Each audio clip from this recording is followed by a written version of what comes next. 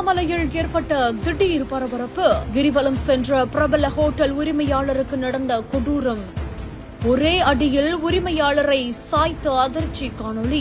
என்ன நடந்தது விரிவாக காணலாம். திருவண்ணாமலை அருணாச்சலேஸ்வரர் திருக்கோவில் கிரிவலம் சென்றுவிட்டு கிரிவலம் முடிப்பதற்கு சுமார் 1 கிலோமீட்டர் தூரம் இருக்கக்கூடிய நிலையில மத்திய பேருந்து நிலையம் அருகில் இருக்கக்கூடிய ரவுண்டானா முன்பு பிரபல ஹோட்டல் உரிமையாளரான விஜய் அப்படின்றவரு சாலையை கடந்த சின்ன கடை தெருவுக்கு கிரிவலம் வந்திருக்காரு. அப்போ 2 வீலர்ல வந்த இன்னொரு நபர் இவரை லேசா எடுத்ததா சொல்லப்படுது.